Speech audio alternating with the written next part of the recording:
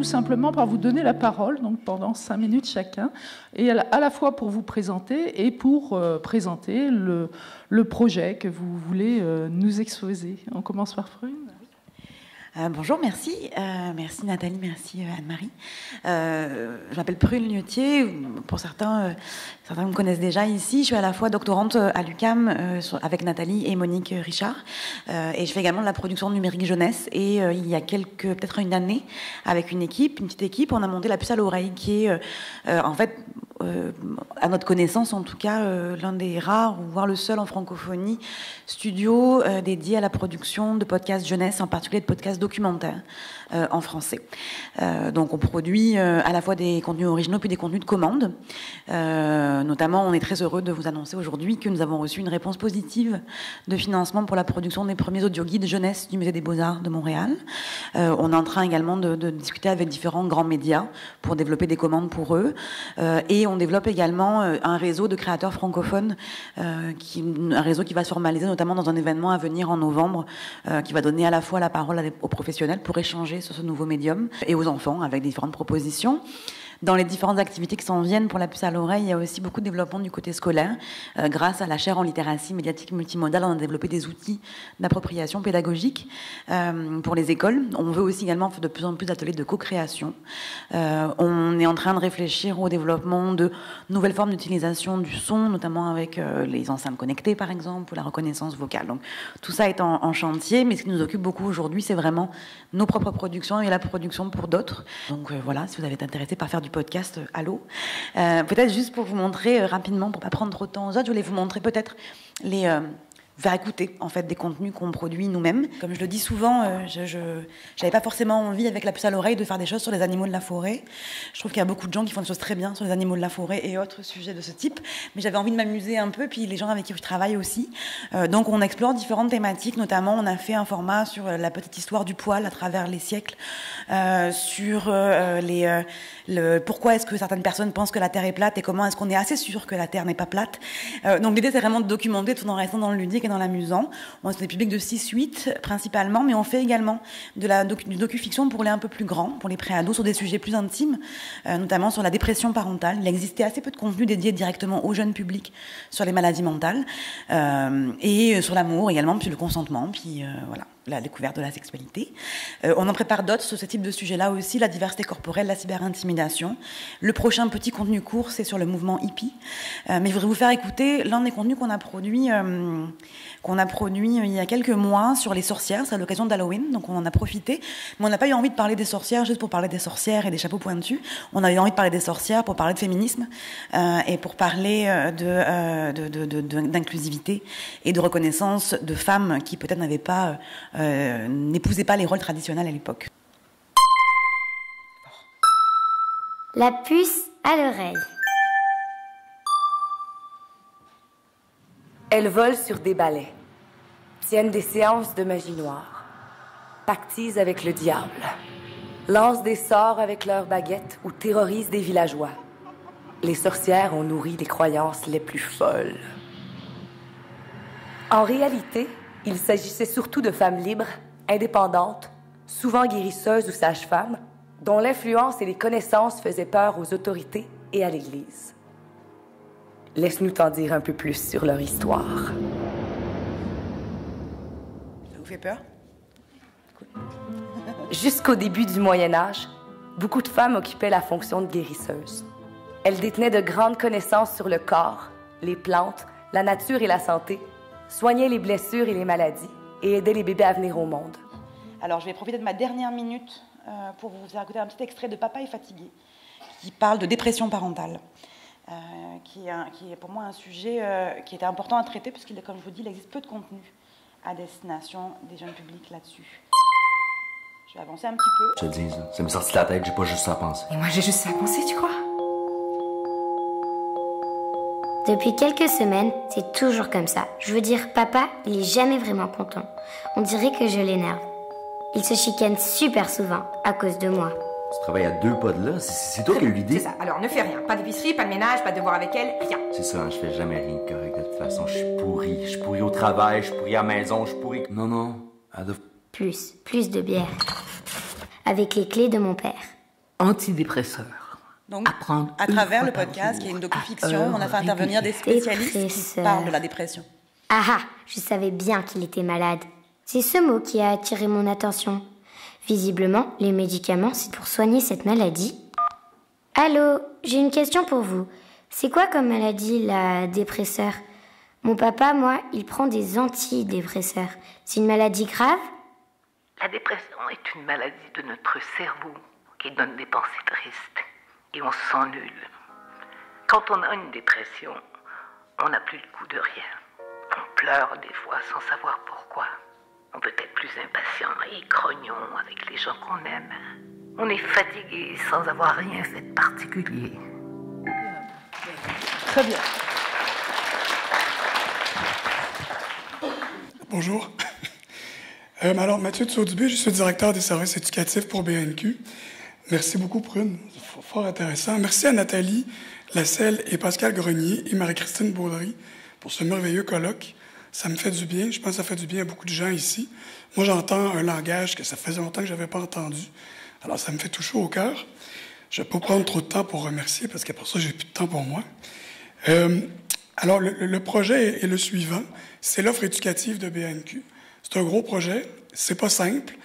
Mais en même temps, on a réussi, moi et l'équipe, à incarner nos idées dans un projet particulier qui est une plateforme éducative.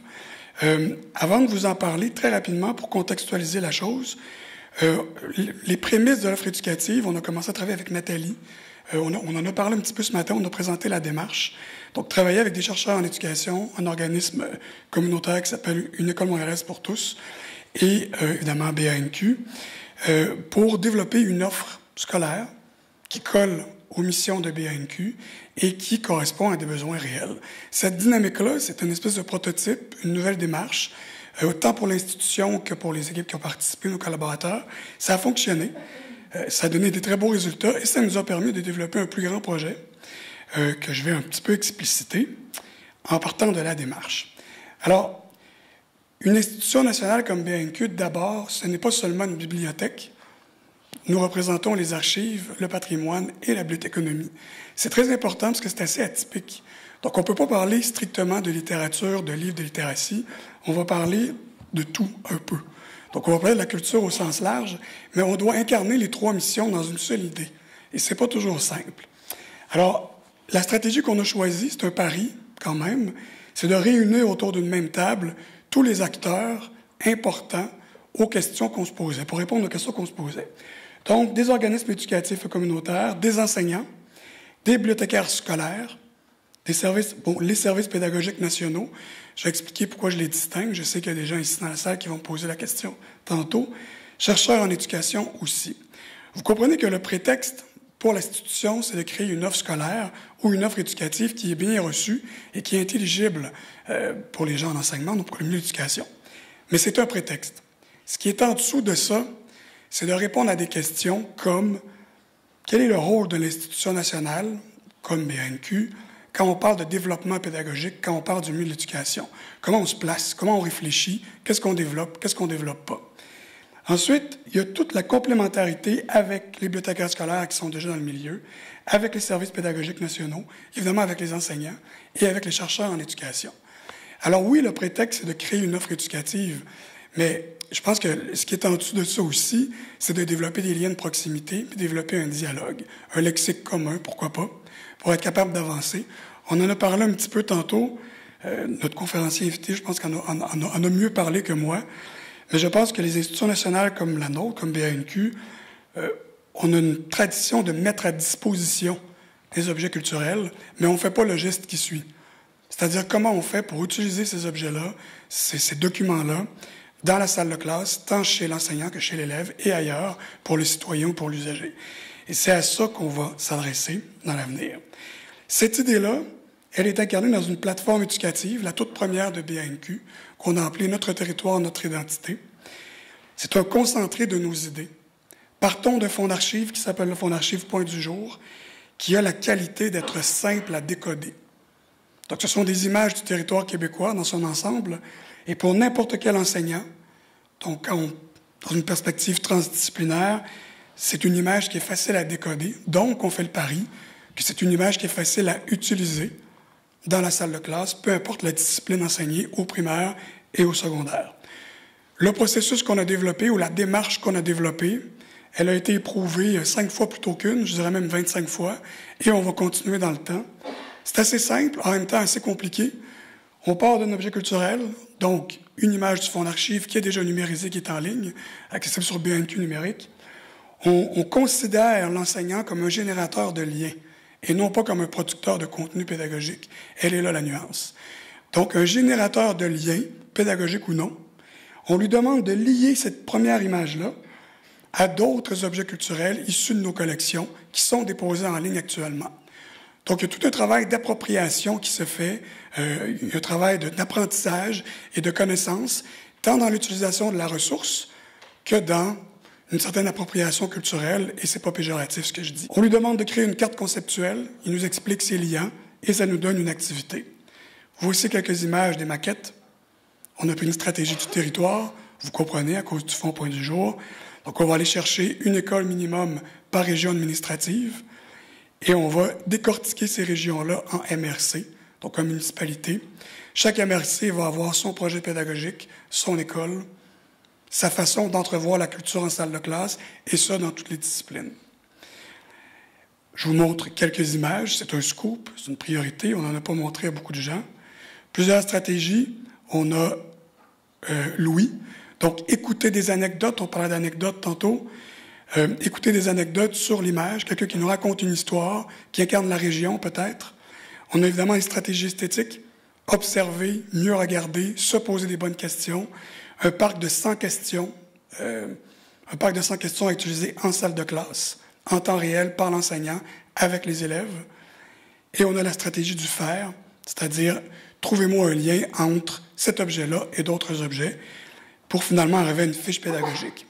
Vous comprenez que la fiche, c'est encore là un prétexte, c'est le processus qui est important. Donc voilà, c'est le projet, le grand projet de BNQ pour les 4 prochaines années. Merci beaucoup. Je vais donner la parole à la marraine. Bonjour, Fanny Pomarède. Moi, je co-dirige la Marelle, qui est un lieu de résidence d'auteurs à Marseille, en France. Ouais, je co-dirige donc avec Pascal Jourdana, pardon, je ne l'ai pas cité. Et j'en profite pour remercier Magali Brunel qui nous a mis en lien avec l'organisation du colloque. Et puis voilà, toute l'équipe du colloque qui m'a bien accueillie. Merci. Alors la Marelle, on a une dizaine d'années d'existence. Vraiment, notre cœur de métier, c'est la résidence d'auteur, la résidence d'écriture. On a aujourd'hui 2 appartements sur Marseille et plusieurs partenaires en région PACA, parfois un peu au-delà. On accueille les auteurs en moyenne sur des durées. La durée moyenne, c'est 2 mois. Ça peut être 1 mois. C'est aller jusqu'à 6 pour des résidences au long cours. On accueille à la fois des auteurs français ou étrangers, traduits ou pas, de jeunes auteurs qui ont peu ou pas publié, comme des auteurs qui ont une grande œuvre derrière eux. Et surtout, on est installé à la Friche Label de Mai, qui est donc une friche culturelle à Marseille, un lieu où quasiment toutes les disciplines artistiques sont représentées. Il y a 400 personnes qui travaillent sur place. Et du coup, ce n'est pas un lieu tranquille, de retrait, comme il y a beaucoup de lieux de résidence en France de ce type, dans des monastères, des phares, des lieux un peu retirés, où on peut relire un manuscrit, retravailler seul son texte. Là, au contraire, c'est un lieu dynamique et du coup, on profite de ce voisinage pour accueillir les auteurs plutôt sur des projets au démarrage, des moments où ils ont besoin de rencontrer des gens, faire des recherches. Donc, on les accompagne là-dedans. On profite bien sûr de leur présence chez nous pour organiser des rencontres en bibliothèque, librairie, dans des musées, et des ateliers, des cycles de formation, des choses un peu plus professionnelles. Alors le projet que j'ai présenté aujourd'hui, on a lancé en 2013 une résidence d'écriture numérique. C'était une première en France. On a lancé ça avec une autre structure de la Friche Label de Mai qui s'appelle Alphabet Ville, dirigée par Colette Tron. qui est plus sur le champ de la théorie que nous. Et donc l'idée, c'était d'accueillir des auteurs sur l'écriture d'un texte pensé pour le numérique, c'est-à-dire pas quelque chose qui aurait pu exister en papier et puis qui aurait basculé sur le format numérique, mais quelque chose d'emblée qui serait pensé comme ça. Et la deuxième, donc chaque année, il y a un appel à projet, on choisit chaque année un lauréat, et dès la deuxième année, on a eu un projet super intéressant d'un auteur français qui s'appelle Martin Page, qui est à la fois un auteur littérature adulte, qui a toute une œuvre jeunesse aussi, et qui s'était associé à Samuel Jean, qui est designer graphique, typographe, et ils ont imaginé ensemble l'histoire de Emma, donc qui est une vieille dame. Alors, j'avais pas prévu de vous le montrer là, parce qu'on en fera une lecture collective ce soir. C'est une histoire très délicate qui raconte l'histoire d'une vieille dame qui a donc plein de difficultés liées à son âge, qui a les mains qui tremblent, qui se déplace difficilement, qui a des difficultés à voir, etc. Et le texte, les lettres s'animent avec ce que raconte le texte. Donc c'est très sobre, c'est juste de l'animation typo, il n'y a pas d'image, il n'y a pas de son, mais du coup on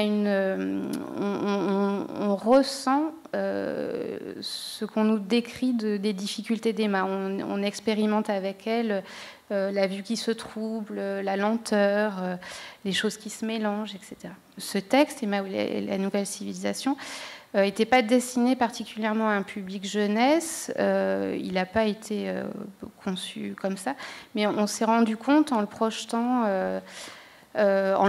simplement en le montrant sur une tablette à des jeunes, que ça fonctionnait très bien, qu'il y avait une curiosité tout d'un coup pour ce texte qui bougeait, qui rentrait dans la lecture presque sans s'en rendre compte. Et du coup, on l'a beaucoup utilisé pour des ateliers d'écriture numérique dans un cadre scolaire, collège, lycée, et puis pour des ateliers dans les bibliothèques. Donc c'est vraiment devenu un outil pour amener les jeunes sur ces questions d'écriture numérique. Bon, peut-être je peux m'arrêter là, après on en reparlera avec les questions, j'imagine. Merci beaucoup, oui. Voilà, on va passer la parole à Martine Sousse. Bonjour. Alors moi je représente ici. Donc le projet, c'est un projet qui a été déposé par 5 acteurs dans le cadre du programme européen Europe Créative, qui est un projet qui concerne les dispositifs culture et de coopération. Le projet s'appelle Storyboard. Il s'adresse à la BD. Et c'est un triptyque dont je vais vous dire quelques mots. Les porteurs de projet, le leader de ce projet, c'est Aix-Marseille Université. ALLSH, Arts, Lettres, Langues, Sciences Humaines. C'était une volonté de 3 chercheurs qui avaient envie d'explorer comment la BD pouvait s'adresser aujourd'hui à de jeunes lecteurs et identifier sur une thématique lourde et un petit peu violente qui est la montée des extrémismes, comment on pouvait interpeller la question de la citoyenneté à l'égard des ados et des jeunes adultes. Et le projet a été déposé sous 3 angles. Le premier angle, c'est de proposer la mise en place d'un réseau de coopération des métiers de la création autour de la BD et en particulier du numérique. Donc c'est un réseau de coopération que nous sommes en train de monter avec des dessinateurs, des scénaristes, mais aussi des story-architectes, mais aussi des médiateurs sociaux, des médiateurs culturels, des enseignants. Et le deuxième axe consiste dans la mise en place d'une banque de données des œuvres de BD à caractère historique, puisque c'était l'intention première de travailler sur des phénomènes d'histoire. Le thème sur lequel qui nous a permis d'illustrer cette réflexion, ce sont les attentats de Bologne en 1977, les années de plomb. Et enfin, le troisième axe, pour illustrer, pour rendre tangible cette question-là auprès des jeunes, il nous fallait des œuvres. Et les œuvres qui sont en cours d'élaboration, donc le projet est pour l'instant à l'amorçage, c'est une bande dessinée numérique destinée aux tablettes et smartphones, une bande dessinée papier et une expo itinérante qui est une expo interactive, qui vont illustrer trois angles en fait de ce point de vue.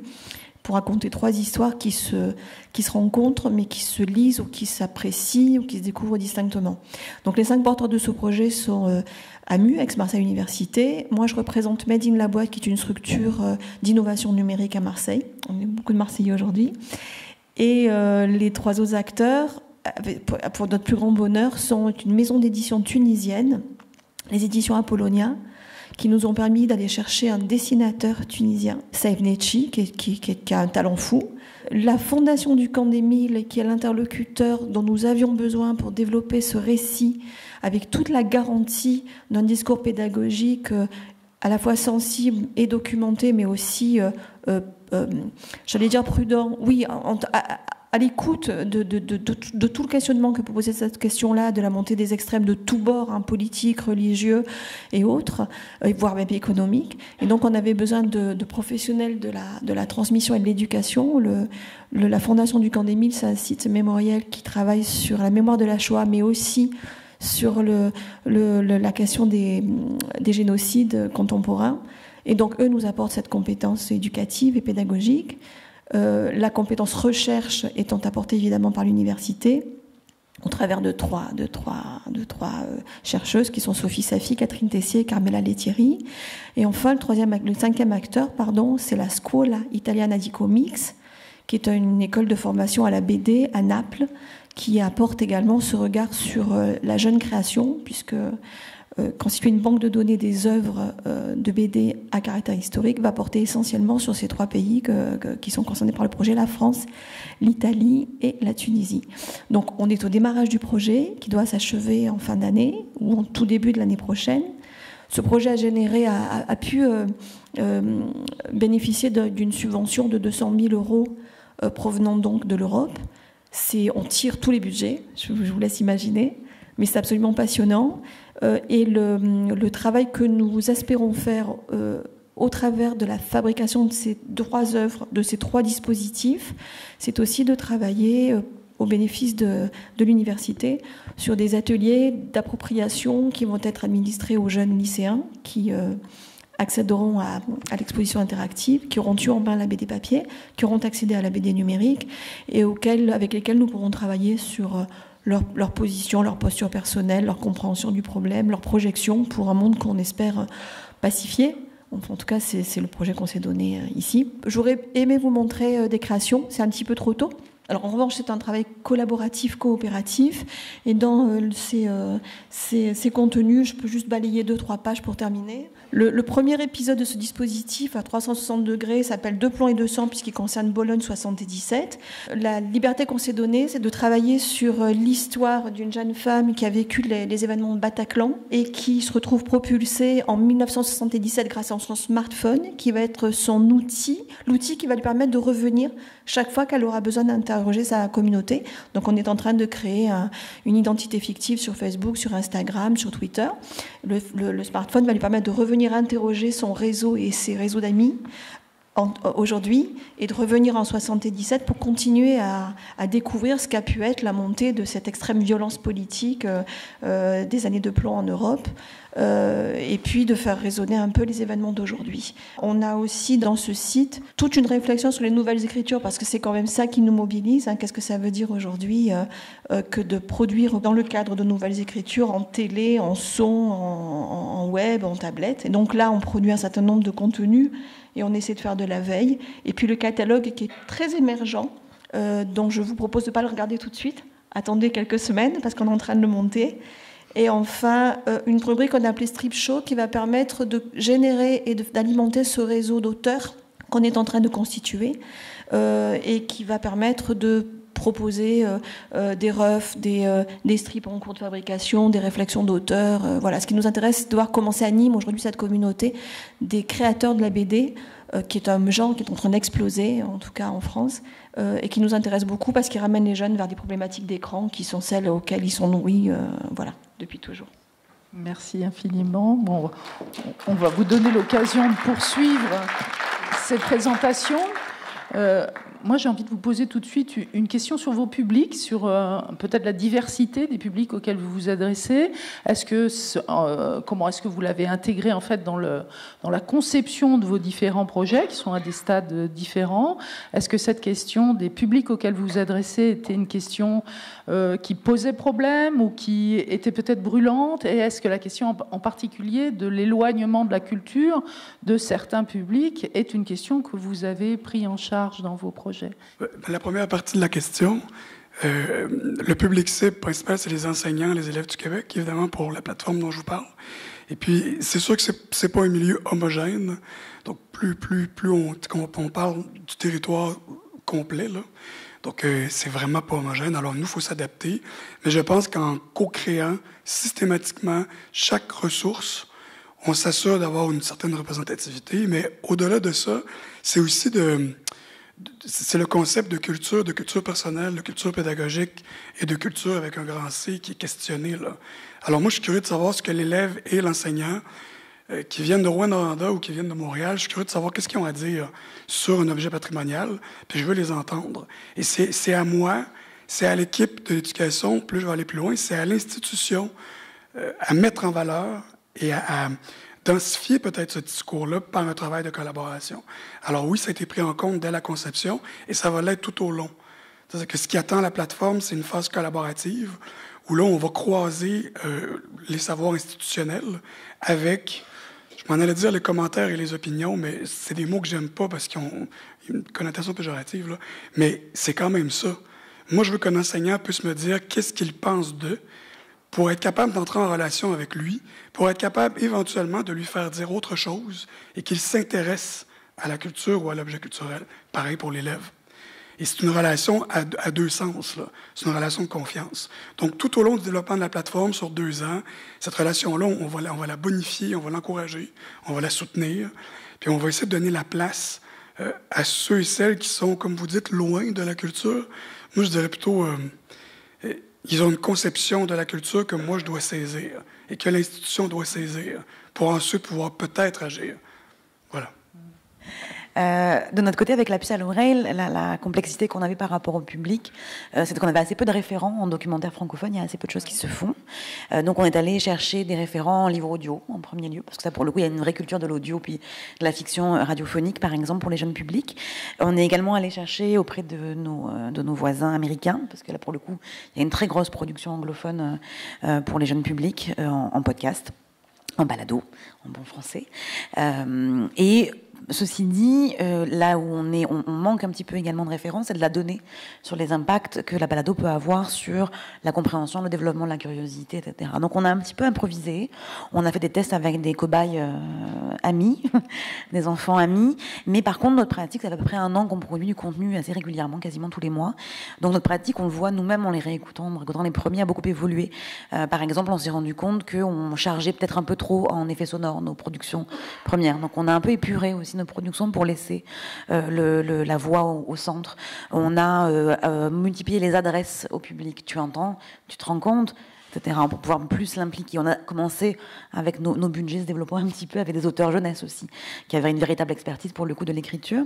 Et aujourd'hui, on a envie d'expérimenter la fiction également pour voir de quelle manière est-ce qu'on peut le développer. Puis, en développant des ateliers de co-création, on s'est aussi rendu compte de ce qui fonctionnait mieux ou moins bien en fonction des publics. Nous, la difficulté qu'on a aujourd'hui, c'est que le podcast est un média émergent, le podcast jeunesse est un média tellement de niche qu'on le voit peu. Donc on a besoin d'avoir plus de public pour comprendre mieux, d'abord parce qu'on veut plus de public, écoutez-nous, mais aussi parce qu'on veut mieux comprendre comment mieux travailler. Merci. Alors, est-ce que la question se pose de la même manière à Marseille? Est-ce que la question de la localisation change la donne de cette... Oui, alors en plus, Marseille, c'est une problématique encore à part du reste de la France, je crois. Alors, juste préciser que Emma, qu'on a vu sur ton site, c'est pas le même livre que le nôtre. Il y a 2 livres qui s'appellent Emma et qui, d'ailleurs, ont tous les 2 été sélectionnés pour Machine à lire. Qui est une exposition itinérante de l'Institut français, qui est donc à diffuser des livres numériques comme ça. Donc il y a deux Emma. Alors nous, ça fait un peu à rebours sur Emma parce que nous, on a produit ça comme un livre plutôt à destination d'un public adulte. On s'est rendu compte très vite parce que autre public éloigné du livre numérique, il y a les jeunes, mais il y a aussi les personnes âgées qui ont des inquiétudes, des réticences, évidemment qu'on peut comprendre. Et on s'est rendu compte que Emma leur plaisait beaucoup aussi, et qu'il y avait quelque chose d'assez immédiat en voyant ce texte bouger, quelque chose d'assez immédiat de la compréhension de ce que pouvait apporter la littérature numérique, enfin le contenu numérique. C'est-à-dire que quand on leur parle de lire un livre classique plutôt sur papier ou plutôt sur tablette, ils vont avoir envie plutôt de le lire sur papier, mais là ils comprennent rapidement l'intérêt de cet objet, parce que de ce que ça apporte en plus de dimension à la lecture, d'autres rapports à la lecture, etc. Et par contre, pour les publics jeunes, là, ça a été on a fait le chemin inverse, c'est-à-dire qu'on s'est rendu compte presque par surprise que hier en fin du précédent colloque, Timothée Tombel qui parlait qu'il y avait deux manières pour prendre d'assaut une forteresse, c'était l'attaque ou faire un petit feu de camp à côté, se mettre à chanter des chansons, et puis que les gardiens de la forteresse regardaient un petit peu, puis finissaient par ouvrir le pont-levis, à sortir, à rejoindre le feu de camp, et que voilà, ce qui les amenait à sortir de leur forteresse, c'était le désir. Voilà, Emma, c'était notre feu de camp à nous, c'est-à-dire que ça a amené les jeunes sur... les publics jeunes qu'on croisait sur ça. Et du coup, on a conçu à partir d'Emma, des ateliers de pratique. Et là, du coup, ça nous a amené à réfléchir en profondeur ce rapport de ce qu'on pouvait apporter à ce public-là. Et évidemment, la difficulté de ces ateliers de pratique en milieu scolaire, c'est qu'on sait très bien faire des ateliers d'écriture, mais quand on part d'un livre comme Emma, ou quand on leur montre d'autres choses en littérature numérique, évidemment, il y a une envie immédiate de produire eux-mêmes l'œuvre numérique. Donc on fait intervenir à chaque fois en fin d'atelier, après le travail avec un auteur vraiment d'écriture littéraire, on fait intervenir notre programmeur qui pense avec la classe l'éditorialisation de ce travail d'écriture mené soit de manière individuelle, soit collective. Mais évidemment, c'est un travail très long, coûteux aussi, et puis qui n'est pas immédiat en classe. Du coup, on est en train d'imaginer, c'est ce sur quoi j'allais finir tout à l'heure, une sorte de boîte à outils qu'on a appelée la bécane à écrire, qui nous permettrait en classe d'avoir des sortes de canevas dans lesquels on pourrait intégrer les productions des élèves avec différents types de programmation, des typos qui bougent, de l'hypertexte, de l'animation, intégrer de la vidéo, enfin différents formats numériques possibles pour ensuite intégrer les productions des élèves et du coup avoir quelque chose d'assez immédiat. Je te rejoins sur le territoire marseillais qui est assez particulier. Nous, ça a été aussi un des éléments de réflexion sur la localisation du projet. Alors, de fait, le projet est sur 2 continents aujourd'hui, puisque c'était le programme européen nous invitait à réunir au moins 3 partenaires, ce que nous avons donc fait. Évidemment, dans ce cadre-là, les besoins des équipements, les niveaux d'attente, les modalités d'usage sont très différentes selon qu'on se trouve à Tunis ou qu'on se trouve à Naples ou qu'on se trouve à Marseille ou à Paris ou je ne sais où.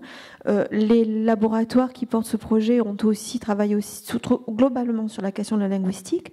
Donc le projet sera également traduit dans d'autres langues. Donc on avait à la fois la question de travailler sur des problématiques de dissémination, de diffusion, d'appropriation liées à des publics relativement large malgré tout, puisqu'ils vont de l'ado jusqu'au jeune adulte. Ça nous semblait convenir à peu près et à la question soulevée et aux médias. Et puis des questions de type de lecteur aussi, Et là, je te rejoins un peu. Et là, on apprend tous les jours parce qu'on on commence à monter des thèses, des ateliers. On est appuyé très fort par l'université, pour lequel il y a vraiment une problématique de recherche sur les modes d'appropriation de l'objet BD à destination de ce type de lectorat. Donc ça, je dirais que c'est l'axe recherche qui soutient un petit peu, qui est la colonne vertébrale de la réflexion qu'on a. Mais il y a aussi un travail sur le jeune lecteur exposé à des questions de société et des questions de société aussi lourdes que celles du radicalisme ou de l'extrémisme. Ce sont des questions qui interpellent beaucoup sur des territoires peut-être un petit peu plus en difficulté. On est dans le sud de la France, c'est pas facile tous les jours. On est assez proche de Naples en termes de sociotype aussi de public, et on était très heureux de travailler aussi avec un pays du Maghreb sur ces questions-là, parce que tout ça brasse en fait la question de comment on s'adresse au lecteur en respectant son cheminement, sans ostraciser, sans culpabiliser, sans imposer un discours normatif, et comment on s'appuie sur l'histoire de l'Europe pour dire que en fait, les événements, quels qu'ils soient et de quel type qu'ils soient, se reproduisent et se reproduiront tant qu'on n'aura pas réussi à apaiser les tensions des uns et des autres. Donc voilà, tout ça, ça a posé plein de questions. C'est un projet international, donc forcément, il n'est plus localisé du tout. Et d'ailleurs, il est même un petit peu ici aujourd'hui, puisque c'est Prune qui, malgré ses multiples activités, va opérer le travail d'architecte narratif et de pilotage de production de la BD numérique. Donc on attend beaucoup de cette... Mais c'est aussi parce que tu as travaillé sur des projets internationaux qu'on va mobiliser cette compétence-là. Et pour nous, c'est vraiment une question à deux niveaux. Comment on travaille à l'international avec des auteurs et avec des professionnels, et comment on travaille en direction de publics très différents qui se révèlent sur des questions qui touchent plusieurs niveaux de lecture. Voilà, on va peut-être poursuivre sur ce plan du réseautage entre les différents milieux et vos différents projets. À chaque fois, font rencontrer, on va dire, des milieux de la production et des milieux académiques de manière générale. Alors, est-ce que vous pouvez nous dire un petit peu quels sont vos secrets de réussite? Parce que visiblement, vos projets sont pleinement dans la réussite. Donc, quelles difficultés vous avez eues peut-être à faire rencontrer ces deux milieux-là, et surtout, quels sont vos secrets de réussite? Alors je peux intervenir en 2 minutes, parce que ça va être vite fait. On est super vernis, puisque c'est la recherche qui est venue nous trouver, en nous disant on voudrait à l'origine faire une BD papier sur ces questions-là. Et puis on a élargi le spectre en disant qu'on voyait d'autres pistes, notamment des pistes d'engagement des publics qui seraient extrêmement intéressantes à explorer par une expo interactive et par une BD numérique. Donc je dirais que le juin, les conditions de travail sont absolument idéales. Après, le temps de l'éducation, le temps de la recherche, le temps d'administration et le temps d'entreprise ne sont pas les mêmes. Donc ça, c'est un petit peu compliqué. On travaille tous à améliorer ça. Je dirais que c'est plus dans le tempo de production qu'il faut s'ajuster tout le temps. Je sais pas si... Oui, je suis complètement d'accord sur ce tempo. Nous, autre difficulté qu'on a rencontrée, c'est sur les attentes du milieu académique. C'est-à-dire on sent qu'il y a un truc, une attente un peu miraculeuse, comme si l'outil numérique allait résoudre la question du plaisir de la lecture chez les jeunes. Surtout que nous, on part de la résidence d'écriture, de la création, de l'accompagnement de l'auteur. Donc on part vraiment d'un autre endroit. Et des fois, on est sur des incompréhensions à ce niveau-là. On mène aussi des résidences d'auteurs en immersion dans des établissements scolaires, donc des lycées avec internat, où l'auteur passe son temps de résidence en partie dans l'établissement scolaire en immersion.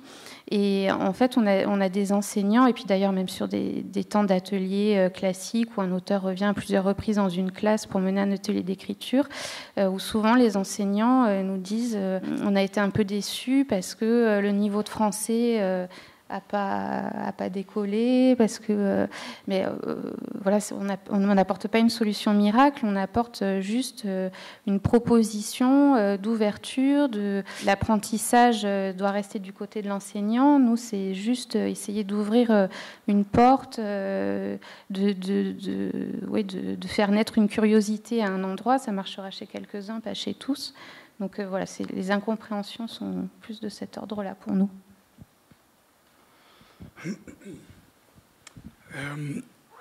Je pense que tu avais parlé de secret.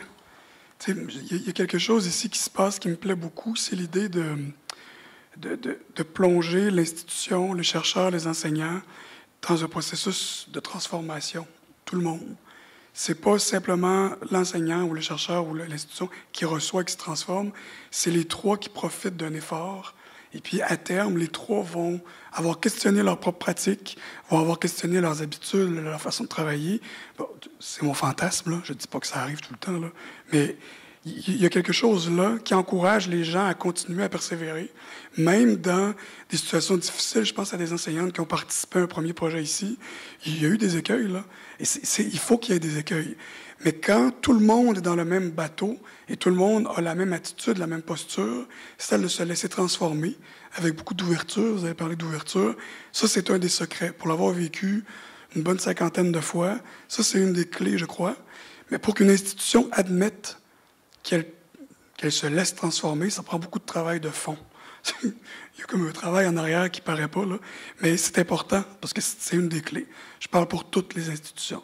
Et il y a aussi une deuxième clé, c'est d'accepter qu'il n'y a pas un langage qui est prédominant sur un autre.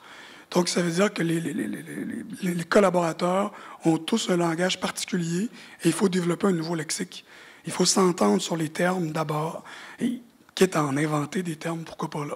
Mais je pense que ça, c'est deux aspects importants que je retire de l'expérience. Voilà. Oui, je suis parfaitement d'accord avec toi sur l'idée d'une transformation collective, puis tous ensemble. Dans notre cas, on a été aussi très vernis. Le mariage était assez naturel. Être à la fois au doctorat et produire de la puce à l'oreille a forcément créé des mariages assez naturels avec la recherche. Et puis on a eu aussi beaucoup de chance, c'est de tomber sur la chaire en littératie médiatique multimodale et toute son équipe, qui a déjà collaboré par ailleurs sur d'autres projets de numérique, dont pour certains j'avais aussi fait partie. Donc on avait déjà d'abord des habitudes de travail communes, mais également on est arrivé avec des gens du côté académique qui avaient très envie de développer des pratiques innovantes, d'explorer des formes, de défricher des choses. Ce qui est intéressant dans le cas de la puce à l'oreille, c'est que comme c'est un tout nouveau domaine, une production vraiment en émergence, il y a comme quelque chose de assez circulaire qui est en train de se mettre en place et qui est très chouette. C'est-à-dire que à la fois on bénéficie des avancées de la recherche, des connaissances sur différents domaines didactiques en pédagogie et autres, mais également je crois qu'on peut aussi dans une certaine mesure faire bénéficier des expériences de pratique la recherche. Moi je suis d'ailleurs en train de réfléchir à peut-être faire un post-doc sur la question, ça m'intéresse à les creuser et je pense qu'il manque de données pour en avoir cherché quelques-unes. Je voulais juste ajouter là-dessus que pour moi, en tout cas, dans le cas de la puce à l'oreille, mais comme dans d'autres projets auxquels j'ai eu la chance de participer, je crois que l'une des conditions de réussite, lorsqu'on en a la possibilité, puis notamment budgétaire, c'est d'intégrer dans les équipes ce que j'appelle, j'en ai parlé dans l'atelier tantôt, des passeurs, des gens qui ont peut-être parfois une double compétence, ou en tout cas une double connaissance des différents langages, c'est-à-dire à la fois un langage pédagogique et un langage numérique, un langage académique, un langage éditorial, par exemple, mais qui sont capables de créer ces passerelles-là et ces ponts, et notamment de traduire les différents éléments, puis les différents besoins. Souvent, les besoins de la recherche, les besoins de la production ne sont pas forcément les mêmes, les tempos non plus. Puis ces passeurs-là sont un peu les tampons, je trouve, entre les différents milieux. Très bien. Et si on vous posait la question du modèle d'affaires, c'est peut-être une question un peu douloureuse, mais on voudrait en dire simplement 2 mots. Est-ce que la logique des marchés, est-ce que les modèles d'affaires, c'est quelque chose qui prend une place dans vos projets? Quelle place, justement? Est-ce que c'est quelque chose qui vous a aidé à concevoir le projet, ou au contraire, vous faites contre mauvaise fortune? Donc, on est persuadé que il n'y a pas beaucoup de sous à gagner avec le livre numérique. Voilà. Ça, on le sait. On a testé. Moi, j'ai eu une petite maison d'édition numérique. Je n'ai pas trouvé le public susceptible d'acheter suffisamment pour payer des salaires, ce projet-là. Mais par contre, on a travaillé avec des projets liés à des appels à projets publics. Sauf que ça, on ne peut pas le faire toute sa vie. Et ce n'est pas un modèle très raisonnable non plus quand on veut développer une entreprise. En revanche, ce dont je suis persuadée aujourd'hui, et en tout cas pour ce qui me concerne, ce sont des choses qui s'avèrent, puisqu'on est sollicité par d'autres structures, notamment dans le domaine des industries créatives, et notamment dans le domaine de l'audiovisuel. c'est que le livre numérique, l'édition augmentée, je ne parle pas du livre homothétique, hein, l'édition augmentée, interactive, est très certainement une voie qui peut être profitable pour d'autres acteurs des industries créatives. Je pense au film, je pense à la vidéo, je pense au son, je pense au spectacle vivant, qui veulent prolonger une expérience publique, utilisateur, spectateur ou autre, en investissant dans une nouvelle forme créative dérivée que peut être le livre. Ça, on y croit beaucoup. Là, il y a certainement des marchés. Enfin, il nous semble que oui, on est en train de les étudier. Et puis, il y a de magnifiques aventures à conduire, puisqu'on n'est plus tout seul. C'est une des difficultés, je pense, de nos métiers. Se dire qu'on avance tout seul, un peu en défricheur, et puis que parfois, c'est un petit peu fatigant, et que parfois, on est un peu exténué, et voire même déçu sur certains projets. En revanche, là, moi, je crois beaucoup à l'idée que les marchés sont dans le livre comme objet dérivé d'autres créations. Voilà. Et l'histoire le révèle. Hein, aujourd'hui, les arts numériques vont toucher à tout, comme la vidéo, comme la quête de l'oiseau de temps de Loisel. Elle est aujourd'hui en France prévue pour une déclinaison en télé. Walking Dead, ça a été une BD, et puis c'est devenu un jeu, et puis c'est devenu une série. Voilà, on a de multiples expériences de passerelles entre ces différents outils. Et la BD figure, de notre point de vue, puisque c'est mon terrain de jeu, comme un élément actif de cet écosystème. Est-ce que vous partagez tous? On n'est peut-être pas obligé de passer la parole à chacun. C'est vous qui voyez si vous voulez rajouter des éléments par rapport à cette synthèse, Martine. Dans notre cas, on espère bien, à un moment donné, pouvoir se payer avec ça. Mais peut-être, je suis tout à fait d'accord. Ce que je rajoutais dans le cadre du podcast, c'est que, et je pense que c'est aussi le cas dans différentes, notamment dans les recherches sur lesquelles on a pu travailler avec la chaire, je crois que pour beaucoup d'éditeurs, de producteurs comme moi, le numérique ou les productions numériques sont très, très souvent une vitrine d'expertise. C'est-à-dire qu'aujourd'hui, je suis assez consciente. D'abord, j'ai pas envie de faire de la publicité sur les podcasts. Je dis et je parle au nom de tout un domaine, je pense, de production. Par contre, on commence à être sollicité pour faire des audio-guides. On commence à être sollicité pour faire de la programmation d'espaces collectifs citoyens jeunesse. On commence à avoir des sollicitations autres. Donc, je crois que c'est très important pour nous de continuer à produire des contenus originaux parce que c'est une manière de signifier notre expertise. Mais c'est pas plus que ça, en soi. Vous voulez rajouter quelque chose? Oui, alors nous, on est très détendus sur le modèle d'affaires parce qu'on est une association à but non lucratif et notre partie, notre activité éditoriale, elle avait vraiment pour but donc d'activité d'éditeur numérique. On a aujourd'hui 8 titres au catalogue, c'est un petit catalogue, mais sa vocation première, c'était de diffuser les travaux produits en résidence d'écriture chez nous et qui étaient des formats un peu hybrides qui mêlaient différents médias et qui ne pouvaient pas trouver place chez les éditeurs classiques des auteurs qu'on accueillait. Du coup, on a un peu réfléchi au départ au modèle, au prix de ces livres, etc. Finalement, on a accepté le fait qu'il nous coûterait longtemps plus cher à produire que ce qu'il rapporterait. Donc on a mis un prix de vente très bas avec l'idée que par contre il fallait que ça permette de diffuser le travail de ces auteurs. Par contre on a de gros problèmes de diffusion, distribution du livre numérique. On a essayé à un moment un diffuseur indépendant, Ifraction, je ne sais pas si c'est arrivé jusqu'ici, mais qui a mis la clé sous la porte depuis. Du coup on a rejoint une plateforme un peu plus grosse, immatérielle, mais malgré tout la diffusion du livre numérique elle est compliquée. Nous, Emma, on se rend compte que c'est au gré de présentations publiques, d'ateliers, de moments où on peut le montrer physiquement en fait que ce livre numérique existe, parce que voilà, perdu dans la toile, personne ne le voit, mais malgré, il y a eu des articles de presse dans Télérama et tout, mais la diffusion, c'est un vrai problème quand même, qui continue à se faire de manière physique, et du coup qui est compliqué aussi dans les librairies classiques. On a essayé à un moment des formats de carte postale pour qu'il y ait quand même une présence physique du livre numérique en librairie, avec, en fait, on achetait un code. Enfin, voilà, donc on tâtonne sur des choses comme ça, mais on n'a pas encore la formule magique. Alors, peut-être, oui. Oui, en fait, je vais me permettre juste une minute, parce que... Merci, Nathalie. C'est parce que c'est quand même l'éléphant dans la pièce. C'est comme BANQ, qui est une institution nationale financée par les citoyens, par les usagers. Quand on fait du développement comme NTNI ou quand on en fait d'autres, il y a toujours la question qui se pose ensuite. Comment on maintient une telle plateforme dans le temps? Comment on garde la gratuité? Et nous, la pression, elle vient de la pérennité.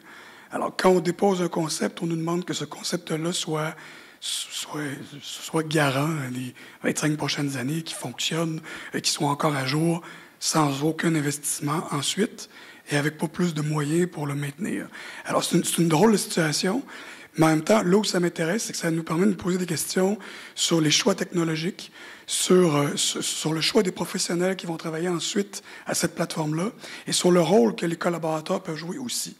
Alors, c'est sûr qu'une des stratégies qu'on essaie de mettre en place, c'est les stratégies collaboratives. C'est un mauvais exemple, mais si on pense à Facebook, reste que c'est Facebook. Facebook n'existe pas sans la collaboration des usagers. C'est vide. Alors, le principe est le même. Si on accepte la collaboration des usagers, des élèves, des enseignants et autres, on essaie de se garantir une certaine quantité de contenu. Maintenant, la qualité, c'est à réfléchir, à revoir. Et il y a l'autre partie dont on parle moins, là. Il y a certaines institutions culturelles au Québec qui ont choisi de vendre de la ressource, donc donner gratuitement de la ressource, mais aussi d'en vendre. Et ça, c'est des choix que les institutions font. À BANQ, ça ne sera pas le cas, je vous le dis tout de suite, là. Mais ça pose aussi d'autres questions. Comment rester... comment être concurrentiel, comment rester à jour, comment se maintenir. Ce sont des questions fondamentales assez inquiétantes un peu pour tout le monde, mais je pense qu'il y a certaines solutions. La collaboration interinstitutionnelle, c'en est une. Si l'ensemble des institutions du Québec pouvaient se mettre ensemble pour développer, pour un public donné, déjà là, il y aurait une cohérence, une complémentarité.